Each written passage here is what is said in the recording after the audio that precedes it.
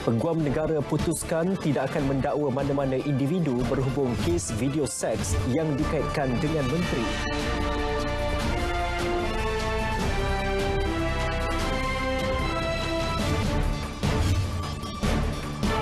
SPRM serahkan kepada polis sebahagian rakaman audio babitkan beberapa individu berprofil tinggi berkaitan 1MDB dan SRC.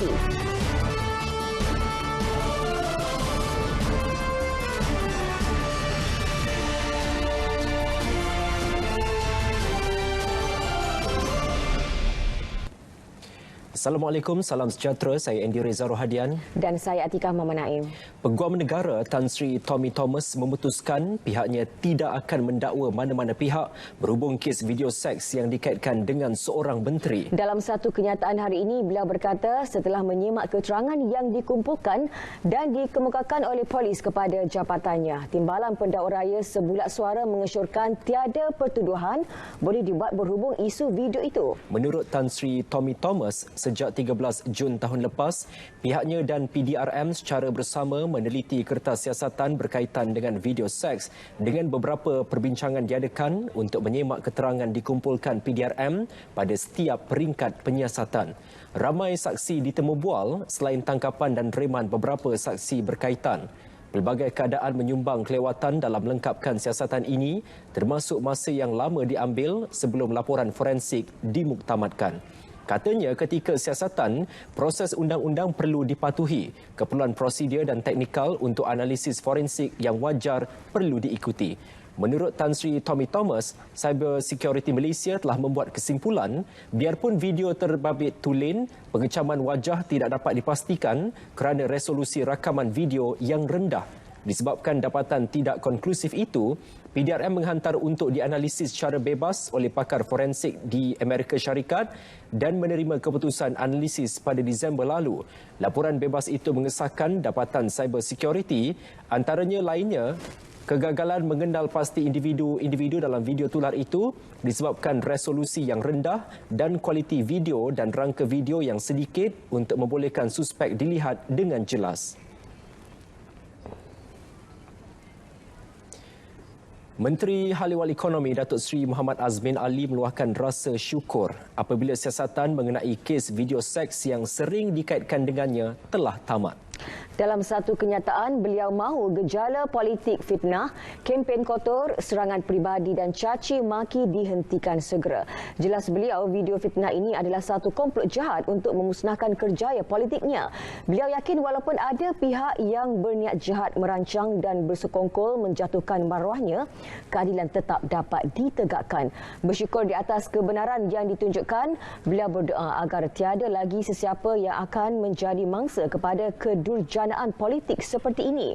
Beliau turut mengajak pemimpin dan rakyat untuk sama-sama menjayakan wacana yang membina tentang kemakmuran bersama, kesejahteraan rakyat dan pembinaan negara. Suruhanjaya Pencegahan Rasuah Malaysia SPRM telah menyerahkan kepada PDRM sebahagian rakaman perbualan yang didakwa membabitkan beberapa individu berprofil tinggi termasuk bekas Perdana Menteri Datuk Seri Najib berkaitan kes 1MDB dan SRC International.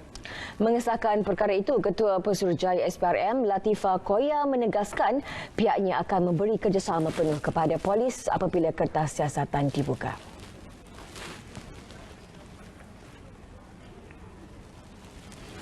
Sama kita tunggu pihak polis untuk memanggil untuk membuka kertas siasatan dan sebagainya. Oh ya, sudah tentu apa yang kami dedahkan perlu disiasat dan kami telah memaklumkan kepada pihak polis because they have to start investigating. Dalam pendedahan itu, as you know, kita sebagaimana yang kami beritahu dalam press conference itu, ada beberapa elemen kesalahan yang mana pihak SPRM pun boleh siasat dan pihak polis pun boleh siasat.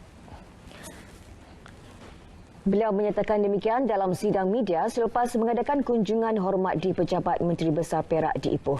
9 set rakaman audio berdurasi 45 minit itu yang disahkan berlaku antara 5 Januari 2016 hingga 29 Julai 2016 diterima SPRM baru-baru ini.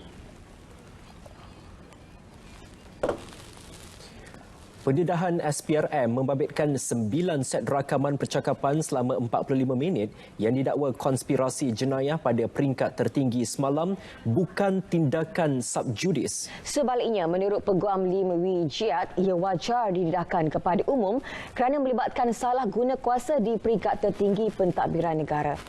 Dan ia juga tidak mengganggu proses perbicaraan. Pendapat saya ialah ia bukan subjudis. Saya rasa dalam sistem keadilan kita, kita tidak ada sistem juri. Kita ada satu hakim yang terlatih dalam undang-undang dan beliau biasanya tidak akan affected terhadap keterangan macam ni yang disebarkan. Dan selain itu memang ada satu kepentingan awam untuk menyebarkan rakaman-rakaman tersebut kerana ianya merangkumi salah guna kuasa di peringkat tertinggi pentadbiran negara, dan saya rasa orang awam perlu mengetahui mengenai perkara ini. Dalam pada itu, Lim menjelaskan pendedahan tersebut juga boleh dijadikan keterangan baharu di mahkamah. Ia boleh dijadikan keterangan dalam mahkamah, memang saya tak deny, tetapi ini tidak bermakna juga bahawa ini tidak boleh dimaklumkan kepada pihak awam supaya pihak awam tahu mengenai apa yang berlaku dalam pentadbiran dahulu, apa-apa weaknesses dan apa-apa yang kita boleh perbaiki dalam sistem negara kita, terutamanya agensi siasatan seperti Jabatan Peguam Negara. Saya rasa rakyat berhak untuk mengetahui perkara penting sebegini. Dan saya memang boleh di-deduce dalam mahkamah, tetapi tidak bermakna yang orang awam tidak boleh juga tahu mengenai keterangan tersebut melalui satu sidang media.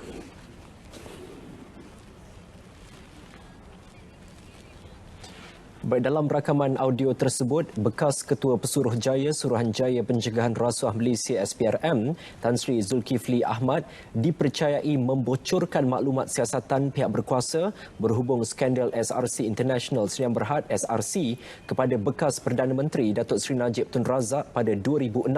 Ya, Ketua Pesuruhjaya SPRM Latifah Koyal berkata, Tan Sri Zulkifli yang ketika itu bertugas sebagai Timbalan Pendakwa Raya di Jabatan Peguam Negara memberi penjelasan kepada Najib yang juga antara suspek utama berhubung hasil siasatan berkaitan SRC. Maaf ganggu orang. Oh, itu okey. Ini tengok kau tak.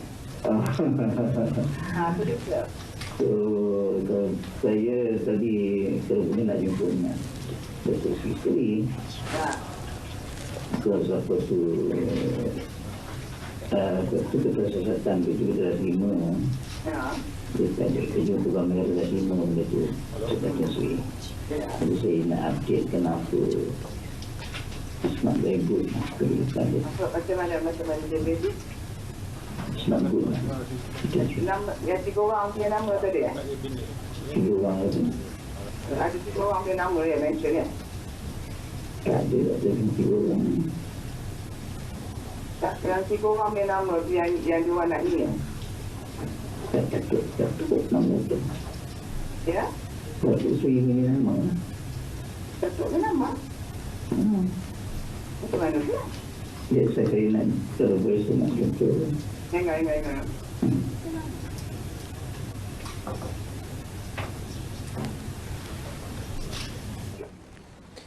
Ya, dalam perbualan sama, Tan Sri Zulkifli memaklumkan berkemungkinan Datuk Seri Najib telah diperangkap oleh seseorang. Mana dia main tu? Wallahualam. Sekarang saya rasa Datuk Seri ni kena minta maaf lah, Datuk Seri memang kena main.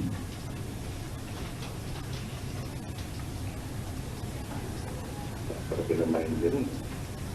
Tu Datuk Seri tu. Ya.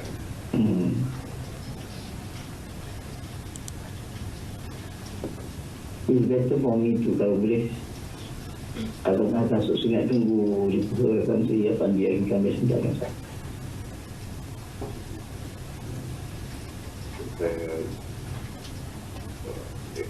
Mandi tak tengok lah. Afandi dia tengok sekali lalu macam itu, dia tak tunjukkan semalam tepat yang dapat saja. Dia pun terlibat. Dia betul-betul memang terkejut. Dan dia semalam pun dah punya pasal macam it's not very happy. Dia pun berfikir kan kita tengah plan lah macam mana nak buat benda tu. Tadi isu lah legal kita boleh support, tapi macam nanti saya cakap lah masalah seolah-olah keputusan Gani itu betul lah dulu. Saya betul sih. Tak boleh. Itu mana berkata buat. Itulah saya ada benda lain pula. Tadi pihak polis pun datang jumpa saya buat ruang DD punya isu AIO IMDb jumpa saya dan briefkan saya tentang kes tersebut. Jadi saya kata tak apa, IMDb tak ada isu lah sekarang. Polis pun okey dengan saya. Dan dia maklumkanlah apa peristiwa-peristiwa yang sebelum ini yang berlaku. Jadi bila saya dengar apa pun saya pun terkejut itu sendiri. Cuma rupanya bukan, it is not only yang ini is not Gani Batas seorang itu sendiri. Ini dia sendiri dengar perkara tersebut. Kalau Datuk Seri nak saya boleh bawa dia sekali jumpa Seri dengar terus. He was present in the meeting itu. Which is bila Datuk Seri dengar tu dan konsisten dengan apa keputusan sekarang.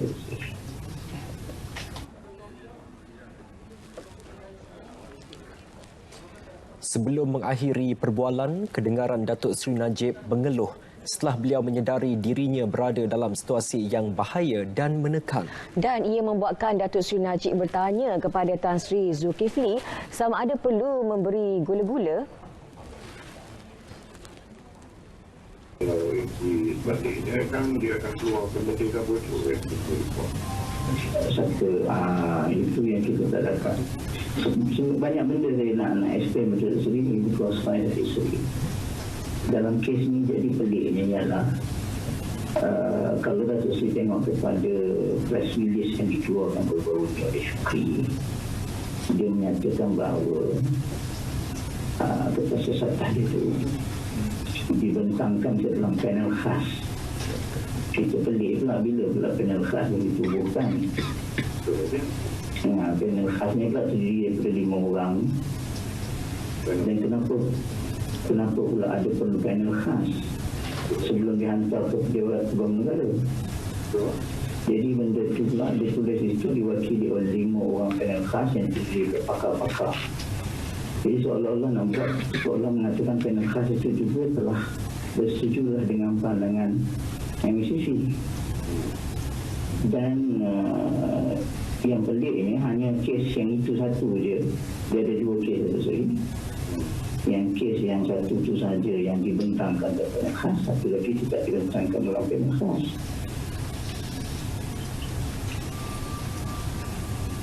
Jadi betul nak mengenai orang ini. Nampaknya macam tu lah. Dia nak buat keadaan di mana politisi untuk ini lalu buka pergi kita. Itulah nampaknya tu. Which is very bad. Saya tengok very bad. Kalau boleh tengok tadi semalam pun dah. Kita tengok kan. Datuk Seri yang Masya Allah kata. Saya macam nak nangis tengok ni. Aduh, macam mana ni kata. Mungkin dia can come with this sampai sanggup macam ini kata.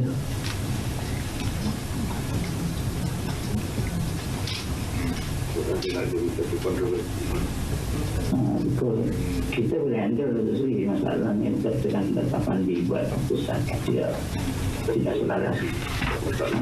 Tetapi di satu kita tahu sama ada dia orang tak bocor. Dan ramai kan tak tahu panel khas ada 5 orang Datuk Seri, IO yang berbiasa ada lagi berapa orang IO more than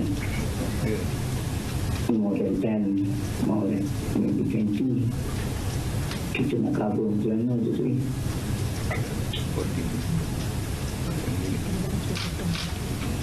which is agak memeranjatkan juga.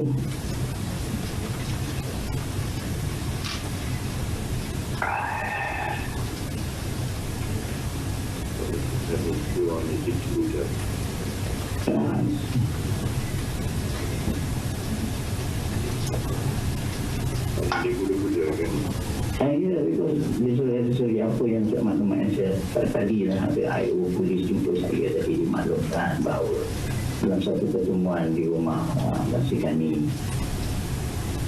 IO disebut berada di sana sama-sama, dan Abu Qasim bagi tahu pada AG iaitu sanksi buat keputusan untuk tuduh yang tuduh sahajalah, pasti pun nak bersara. You will be remembered by the people after this. Itu yang perkataan yang digunakan oleh Nasir Abu Qasim kepada Gani Patal. Dulu lah mesti yang sebelum Gani Patal dipecahkan. Jadi kalau masih Datuk Seri tengok masa itu, it is not all this while kita mengatakan bahawa Gani ni lah yang jahat. Tapi memanglah dia buat satu. Tapi how come benda itu sampai dia keluar dari penulis Abu Qasim kepada Tan Sri Gani, seolah dia instigate benda itu. Dan sekarang kita tengok Abu Qasim tak boleh kata dia nak cuci tangan Datuk Seri. That is did not involved with this decision.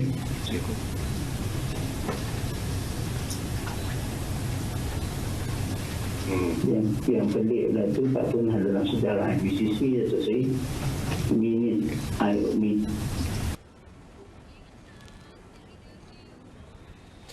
Sementara itu, Menteri Luar Datuk Saifuddin Abdullah berkata pendedahan rakaman perbualan antara Datuk Seri Najib Tun Razak dan Putera Mahkota Emiriyah Arab Bersatu UAE, Sheikh Mohammed Zayed Al Nahyan tidak akan menjejaskan hubungan diplomatik antara dua negara. Jelas beliau, Wisma Putra mengambil tindakan yang lazim dilakukan iaitu dengan menghubungi Kementerian Luar Negara terbabit untuk memberikan penjelasan lanjut. Saya rasa tidak. Walau bagaimanapun kami di Kementerian Luar telah mengambil tindakan yang lazim apabila ada isu-isu berlaku. Kami adalah cara kami untuk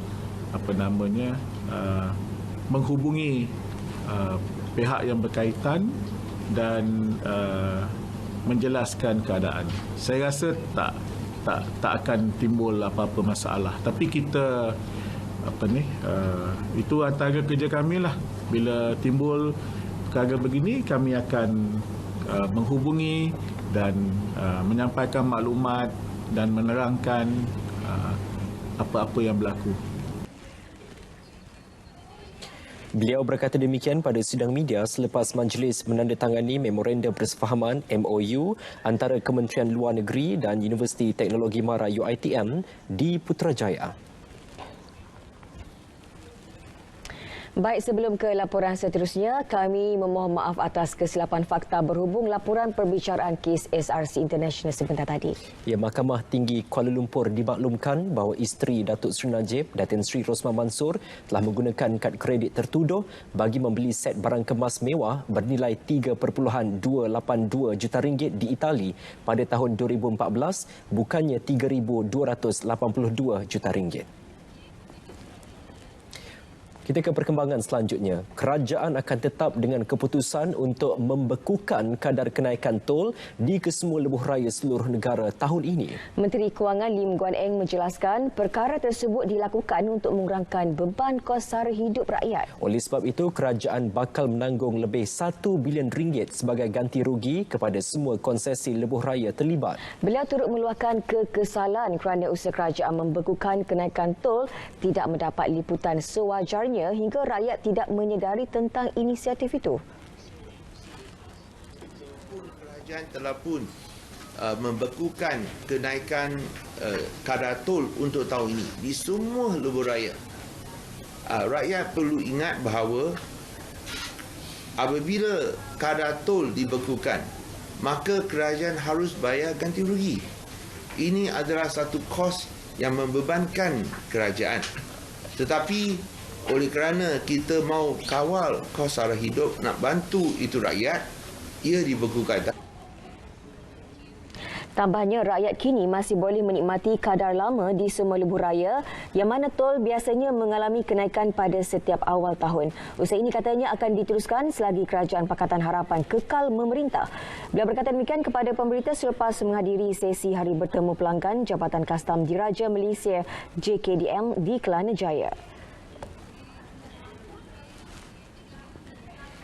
Projek monorail di Putrajaya bakal dilaksanakan semula setelah terhenti 16 tahun lalu pada 2004. Apabila siap kelak, ia akan dilebarkan ke Kajang, Bangi dan Cyberjaya bakal disiapkan pada 2025. Jelas Menteri Wilayah Persekutuan Khalid Abdul Samad, pihaknya baru-baru ini telah membuat perbincangan bersama Kementerian Pengangkutan untuk menetapkan jajaran baharu itu.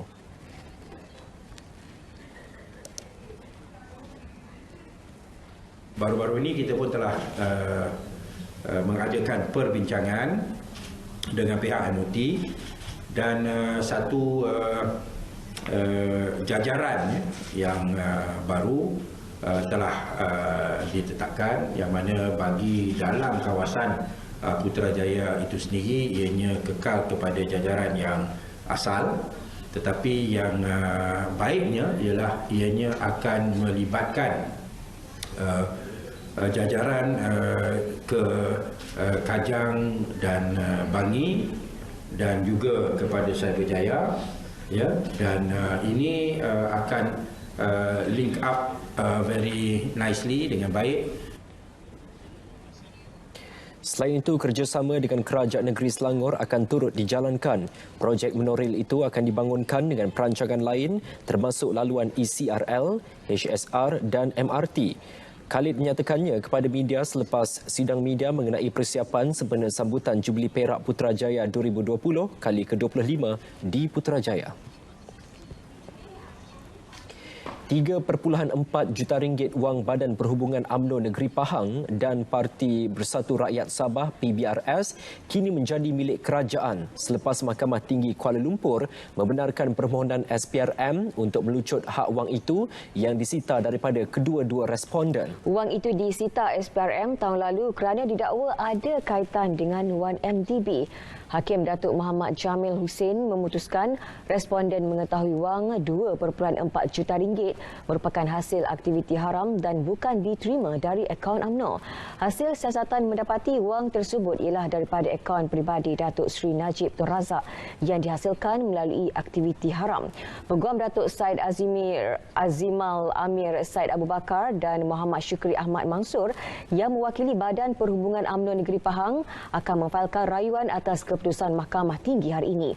Di Mahkamah Berasingan Pesuruhjaya Kehakiman, Datuk Ahmad Syahrir Muhammad Saleh turut membenarkan permohonan SPRM untuk melucut hak ke atas wang 1 juta ringgit daripada PBRS atas sebab sama.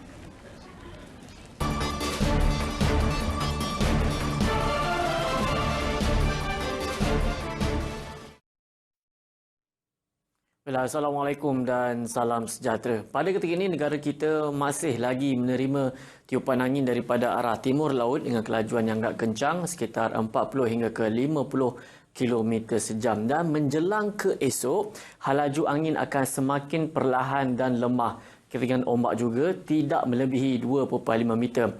Amaran angin kencang serta lok bergelora kategori pertama dan juga kedua yang dikeluarkan sebelum ini akan berkuat kuasa sehingga ke hari ini sahaja. Paparan gemar radar semasa menunjukkan hujan di satu tempat kini sedang berlaku di bahagian pedalaman negeri Pahang, di bahagian timur negeri Johor dan juga di bahagian barat negeri Selangor. Dan keadaan ini kita jangkakan akan beransur-ansur reda tidak lama lagi. Pada fasa kedua monsun timur laut ini, sememangnya utara semenanjung Malaysia menerima kurang taburan hujan dan dalam tempoh ini, hujan yang kurang dalam tempoh yang agak lama boleh menyebabkan cuaca yang agak kering. Hari ini, suhu yang dicatat di utara semenanjung Malaysia masih pada tahap normal sekitar 33 hingga ke 34 darjah Celsius. Dan semasa tempoh cuaca panas dan kering ini, orang ramai sentiasa dinasihatkan untuk tidak menjimatkan penggunaan air, kurangkan aktiviti luar, tidak membuat pembakaran terbuka dan minum air secukupnya. Bagi negeri Sabah, memasuki ini hujan di satu tempat sedang berlaku di bahagian Sandakan, manakala di negeri Sarawak pula, hujan di satu dua tempat kini sedang berlaku di bahagian Kapit. Dan keadaan lembap di negeri Sabah ini akan beransur-ansur reda tidak lama lagi. Selain daripada itu, Met Malaysia juga telah pun mengeluarkan amaran cuaca waspada yang melibatkan sebahagian besar negeri Sarawak. Dan dalam tempoh ini, hujan lebat dijangkakan akan berlaku dan harus diingatkan apabila hujan lebat berlaku secara berterusan, banjir boleh berlaku di kawasan berkedudukan rendah. Dan amaran ini akan berkuat kuasa mulai esok sehingga ke 12 Januari 2020. Baiklah, sebelum pisah, kita lihat ramalan cuaca bagi bandar utama di seluruh Malaysia. Sekian daripada Met Malaysia, saya Wan Hafiz. Assalamualaikum dan salam sejahtera.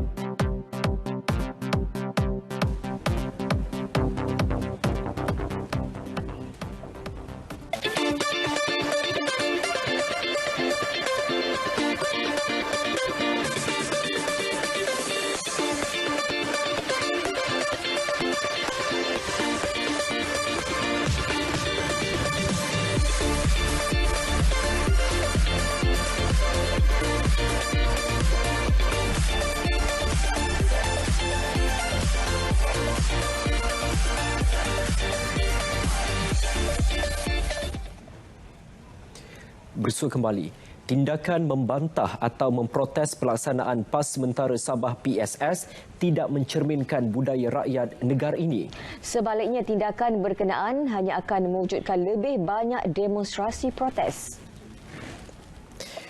Ketua Menteri Datuk Seri Muhammad Syafiee Apdal mengulas tindakan dua badan bukan kerajaan yang berpengkalan di Sabah yang berhasrat mengadakan bantahan terhadap pelaksanaan PAS Sementara Sabah PSS di Pekan Membakut 3 hari sebelum pilihan raya kecil PRK Kimanis.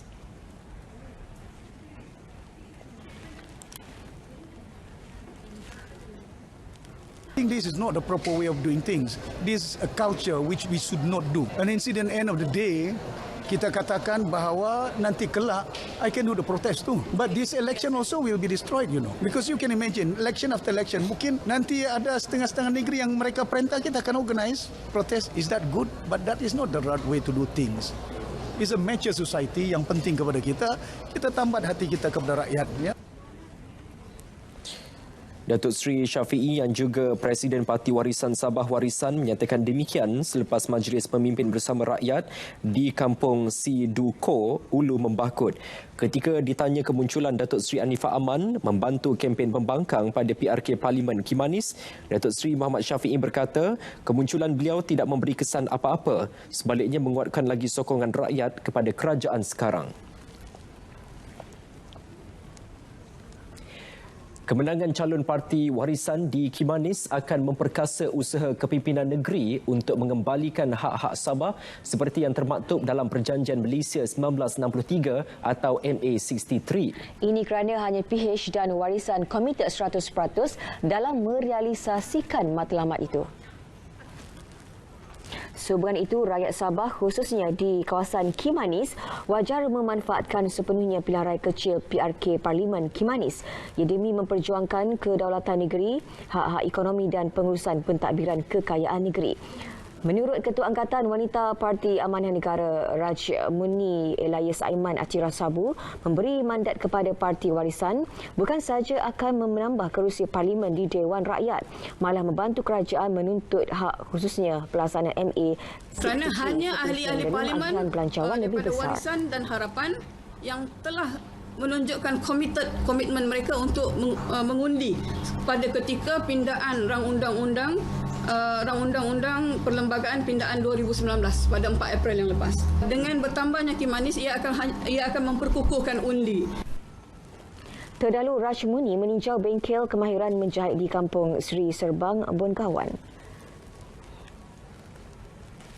Projek Lebuh Raya Pen Borneo tiada masalah dan masih diteruskan seperti yang dirancangkan. Perkara ini ditegaskan Menteri Kerja Raya Baru Bian yang menyangkal dakwaan pihak pembangkang yang mengatakan Pen Borneo mengalami masalah sehingga pembinaannya dihentikan. Malah Kementerian Kerja Raya akan mengambil alih sepenuhnya projek ini pada 20 Februari depan selepas peranan rakan pelaksana projek PDP telah ditamatkan, namun semua kontrak pakej kerja PWC utama bagi projek ini masih berjalan seperti biasa. Jelas beliau, projek berkenaan berjalan mengikut perancangan walaupun beberapa perubahan telah dibuat, terutama melibatkan reka bentuk tanpa kompromi terhadap piawaian atau kualiti lebuh raya, termasuk kelajuan reka bentuk mampu menjimatkan kos sehingga 1.2 bilion ringgit. Bukan hanya terhad 1.2 bilion. Kita harap lebih lagi dari 1.2 ini. We can even think of it could be even beyond 2 billion. Ini harapan kita ya. So tujuan kita menamatkan PDP ini adalah menjibatkan kos yang begitu besar dan kita boleh menggunakan balance atau kos begini untuk projek-projek yang lain di kedua-dua negeri. Beliau menyatakannya selepas menjadi tetamu dalam program Bicara Naratif di Angkasa Puri. Tambahnya, pengambil alihan KKR bertepatan kerana mempunyai pakar-pakar yang berpengalaman luas membangunkan infrastruktur di dalam negara. Baru Bian juga menjamin lebuh raya Pen Borneo tidak akan dikenakan tol sebagaimana yang telah dimaklumkan sebelum ini. TM telah menjadi peneraju setiap evolusi teknologi telekomunikasi di Malaysia. Infrastruktur, penyambungan dan penyelesaian digital kami mampu melonjakkan Malaysia ke era revolusi industri 4.0 dan seterusnya. TM kini bersedia menuju ke arah 5G. Kami berusaha meningkatkan kualiti kehidupan setiap rakyat Malaysia kerana kami mendukung masyarakat, ekonomi dan kerajaan digital. Meneraju transformasi ke arah sebuah negara digital untuk menjadikan hidup dan perniagaan lebih mudah demi kesejahteraan Malaysia. Selamat datang ke pengalaman baru Astro. Hiburan serba baru anda. Sambungkan Ultrabox dengan Wi-Fi dan stream rancangan yang anda suka. Saksikan Premier League dalam 4K. Tiada masa nak tengok sekarang. Rakam semuanya serengkap. Semuanya kerana keutamaan kami adalah anda. Memperkenalkan Ultrabox baru. Milikmu untukmu.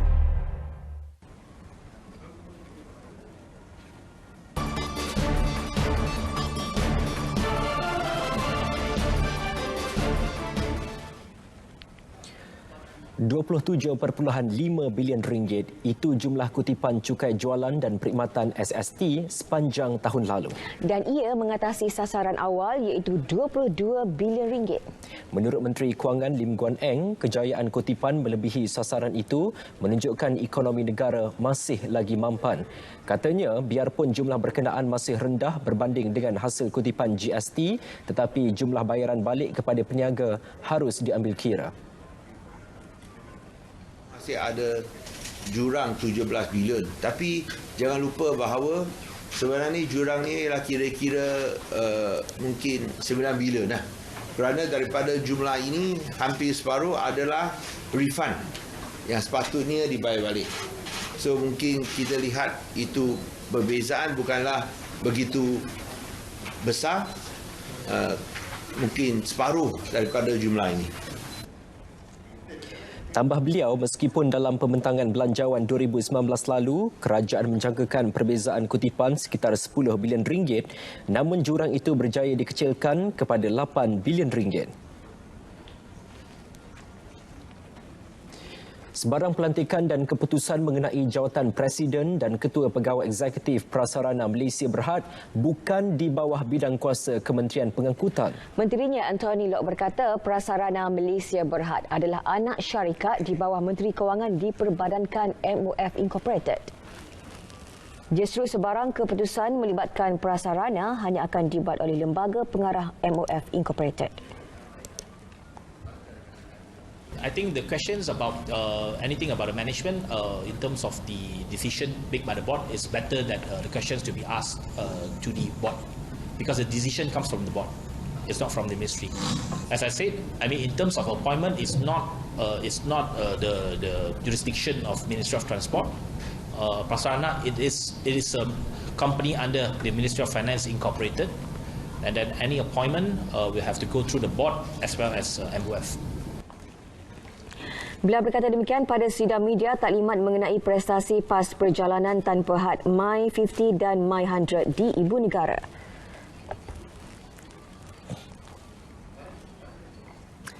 Saudara, ikan perap atau pekasam sebelum ini hanya popular di Semenanjung saja. Namun kini, makanan tersebut turut mendapat tempat dalam kalangan penduduk di Sabah. Menarik itu, dah pekasam biasanya dibuat menggunakan ikan air tawar. Namun di Sabah, khususnya di Kampung Biau Bonkawan, pekasam dihasil menggunakan ikan laut segar. Wartawan Sahira Samain ada butirannya.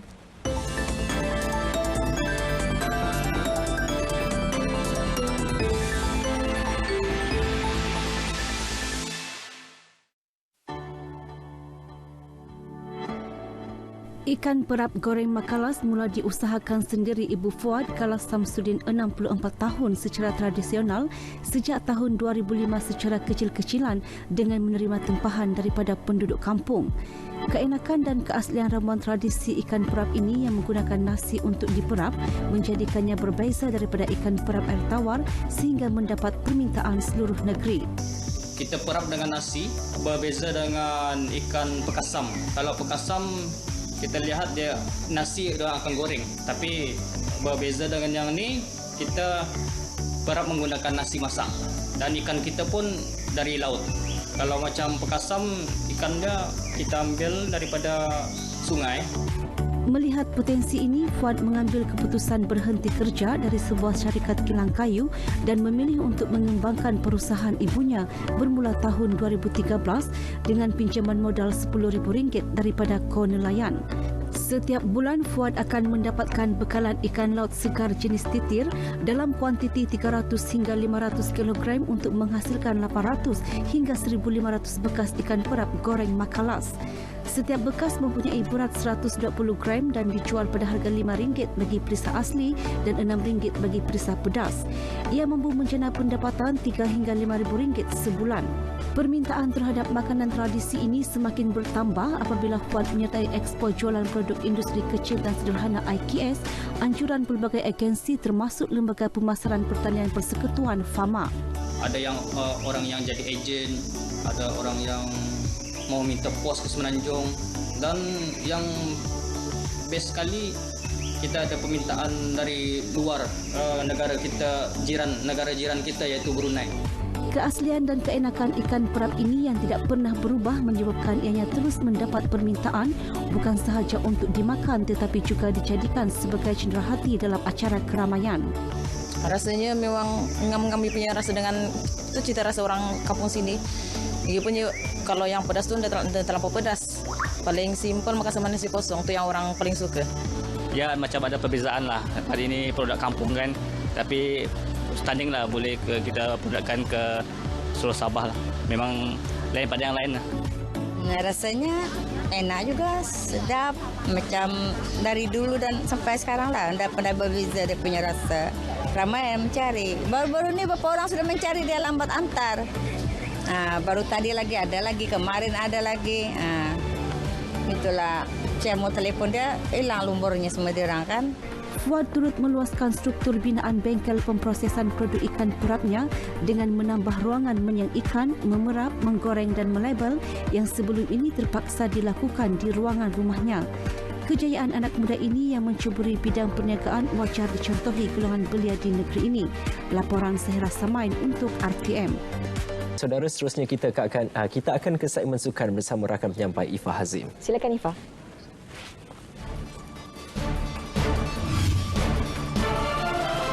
Hasrat Valentino Rossi sertai Petronas Yamaha SRT satu penghormatan.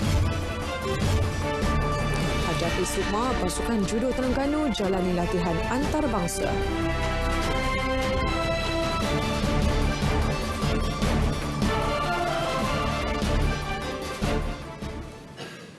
Assalamualaikum dan salam sejahtera. Petronas Yamaha Sepang Racing Team SRT menganggap hasrat juara dunia MotoGP 7 kali Valentino Rossi untuk menyertai pasukan itu sebagai penghormatan besar. Ia juga disifatkan sebagai peluang yang perlu dimanfaat. Perkara itu dinyatakan Ketua Prinsipal Petronas SRT Datuk Razlan Razali dalam temu bual eksklusif bersama RTM. Pasukan terbabit bagaimanapun belum ada perancangan untuk menggunakan khidmat Rossi dalam perlumbaan tahun hadapan. Namun jika peluang itu ada, beliau akan berbincang dengan rakan penaja Petronas. Dan kita yakin yang jika beliau datang ke tim kita tahun 2021, ia tahun yang terakhir untuk dia. Jadi untuk tahun terakhir untuk Valentino Rossi dengan tim Petronas Yamaha adalah satu opportunity yang baik dari segi marketing.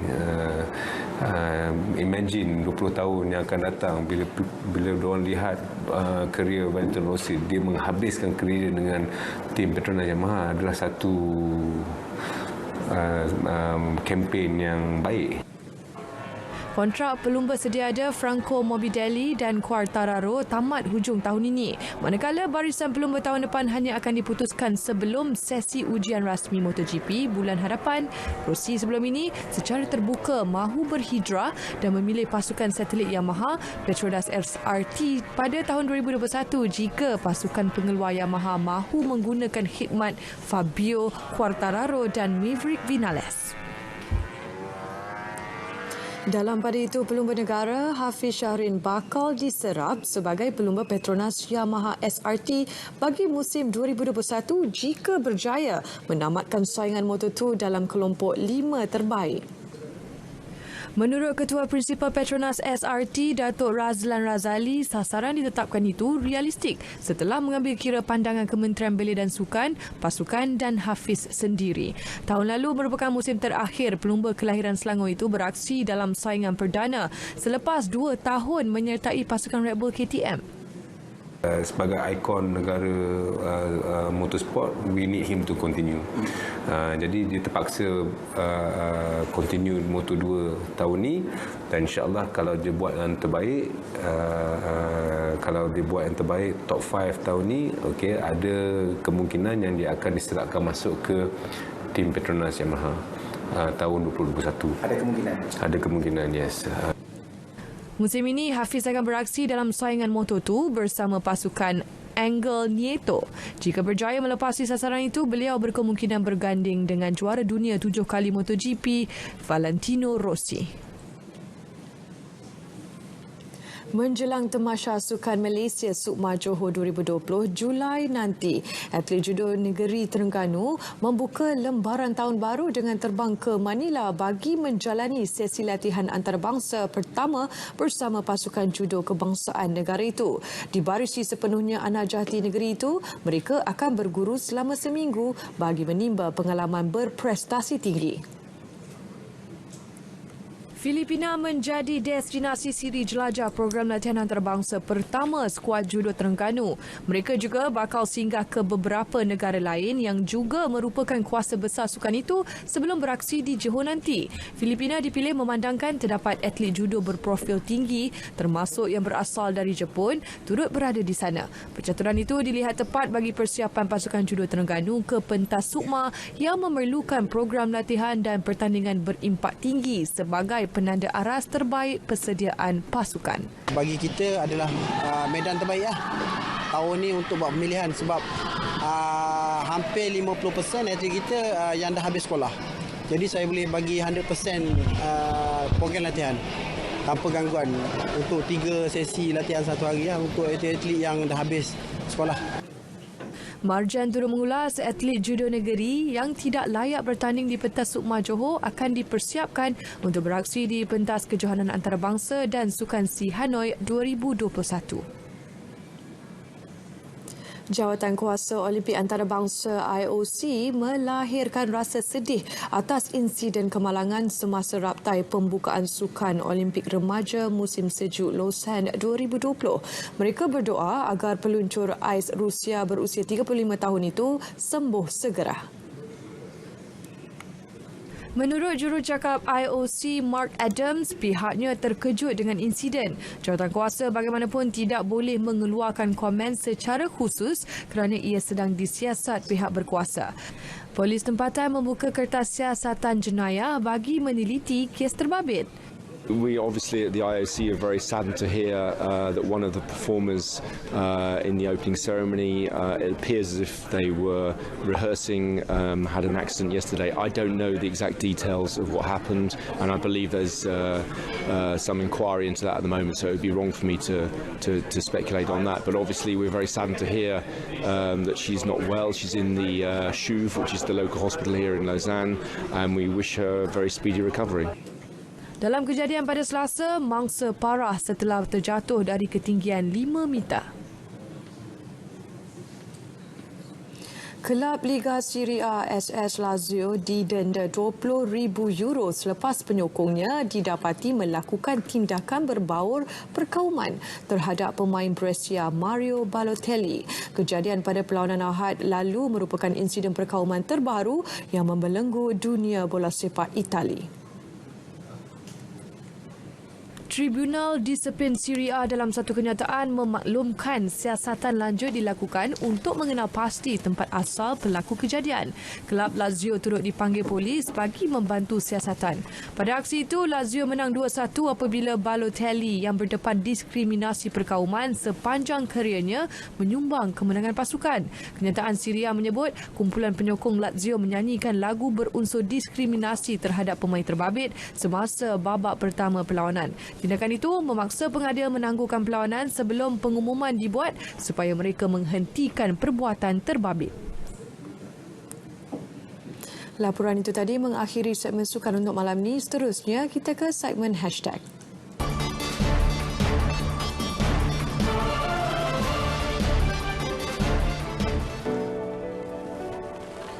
Pasukan polis tertipu apabila mendapati bunyi bising daripada sebuah rumah datangnya daripada seekor burung kakak tua yang dipelihara seorang lelaki.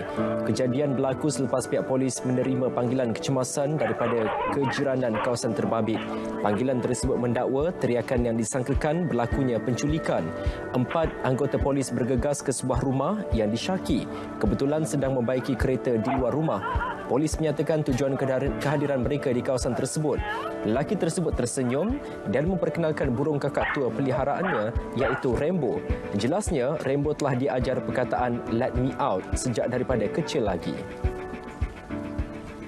Dan ini pula aksi seorang lelaki membuat balingan ketika bermain bowling hingga tersasar lalu menembusi siling di pusat permainan bowling tular di laman sosial. Video bola bowling strike ke bulan yang dikongsi Hazrilaz Harudin di Twitter itu mendapat perhatian daripada netizen yang menyifatkan lontaran lelaki itu sungguh luar biasa. Dalam pada itu, ada netizen mempertikaikan tindakan pemain bowling berkenaan yang disifatkan sengaja berbuat demikian. Dan sehingga kini hantaran tersebut meraih 30,600 ulang kongsi, 19,400 tanda suka. Sebuah kapal terbang milik Air Canada Express kehilangan sebelah tayarnya ketika berlepas. Insiden tersebut telah dirakam oleh seorang penumpang dan tular di Twitter. Kejadian dipercayai berlaku ketika pesawat tersebut dalam perjalanan daripada lapangan terbang Montreal menuju ke Saguenay. Namun tiada sebarang insiden buruk dilaporkan sejurus pesawat tersebut mendarat.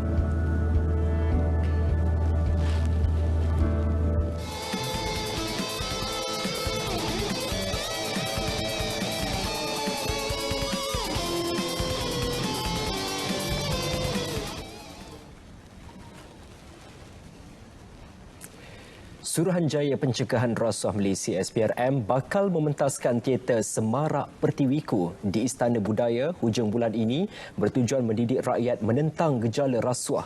Ketua Pesuruhjayanya Latifah Koya berkata, ini julung kali teater diaplikasikan agensi itu untuk menyampaikan mesej bahawa rasuah membinasakan negara. Teater Semarak Pertiwiku merupakan kerjasama Kementerian Pelancongan, Seni dan Budaya serta Universiti Malaysia Sarawak. Jalan ceritanya berkisar bagaimana ketamakan terhadap rasuah membawa kepada keruntuhan sebuah kerajaan. Sementara itu, pengarah bagi teater tersebut, Muhammad Azri Ali, naskah asal teater Semarak Pertiwiku yang menampilkan dialek Sarawak berjaya dipentaskan Julai tahun lalu. Ia menampilkan pelakon Azhan Rani sebagai watak utama. Untuk pementasan kali ini, teater tersebut akan menampilkan dua pelakon utama, Ungku Ismail Aziz dan Sherry Mordlis.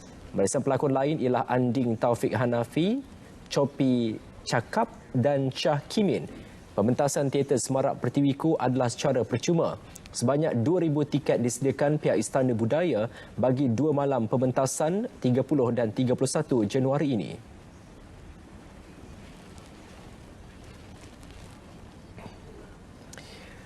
Kumpulan nasyid legenda Rabbani tidak menolak, malah menyambut baik sebarang bentuk kerjasama dengan barisan artis baharu.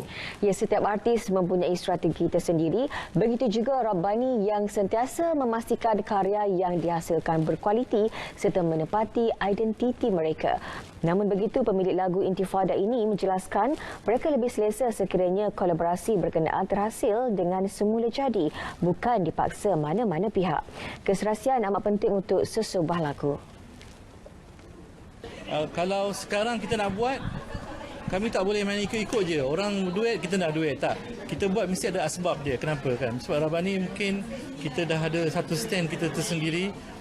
Mana dah sampai satu peringkat, orang kata nak berjaya tu senang, tapi nak mengekalkan kedudukan tu susah. So bila kita nak buat sesuatu tu tak boleh ikut-ikut je. Orang ni buat macam ni, kita buat juga. Tak, kita akan mengambil masa, orang kata yang sesuai. Kalau kita rasa perlu, kita akan berkolaborasi lah. Setakat ini memang dah jumpa Mawi pun sembang ajak, kita pun ajak dia kan, nak cuba kolaborasi, tapi benda tu belum berlaku dan kita tak akan paksa benda tu. Dia akan sampai waktu dan ketikanya. Kalau tiba-tiba nak berkolaborasi dengan Khai Bahar ke contohnya, kami selalu jumpa dia. Tetapi orang kata chemistry, nak dapat chemistry, kita rapat dengan dia orang, tumbuk-tumbuk je kan. Tapi chemistry untuk gabungan lagu tu belum lagi lah kan. Jadi siapa-siapa, artis muda jangan takut-takutlah.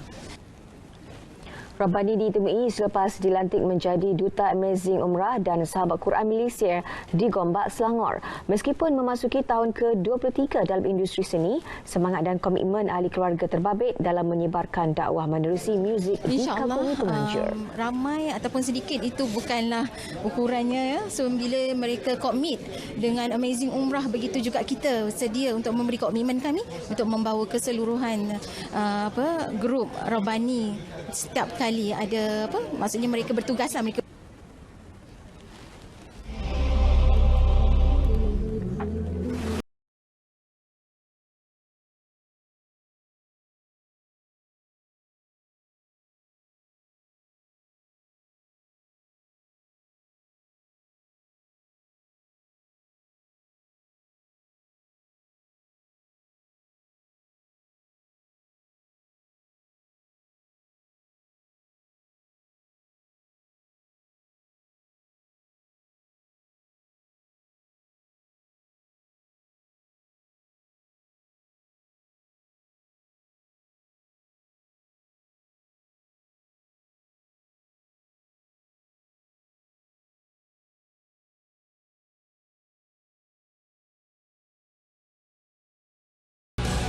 RTM, pilihan terbaik hanya di My Preview.